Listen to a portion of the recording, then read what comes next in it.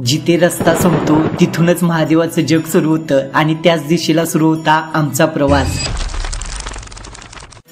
कोल्हापुरातील करवीर तालुक्यात असलेल्या सातेरी महादेव डोंगरावर आहे आणि तो सगळीकडे तुम्ही बघू शकताय, माझ्या मागं पुढं कंप्लीट धुक्का आहे। आपल्या कोल्हापूरमध्ये महादेवाची इतकी सुंदर मंदिरे आहेत जिथं तुम्हाला स्वर्गात असल्याचा अनुभव नक्कीच मिळेल। कोल्हापूर पासून 25 किलोमीटर असलेल्या उंच ठिकाणी वसलेलं सातेरी महादेव डोंगर, संपूर्ण पांढऱ्या रंगामध्ये असलेली महादेवाची गुहा जणू बर्फासारखीच वाटते। श्रावण सोमवारी सातेरी डोंगरावर भक्तांची खूप गर्दी असते।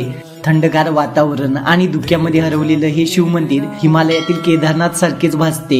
इथं आभाळ जमिनीवर उतरलेलं पाहायला मिळतात।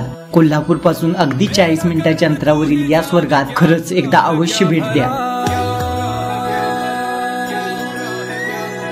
तेरे रास्ते पे मैं तो आंख मूंद के चला।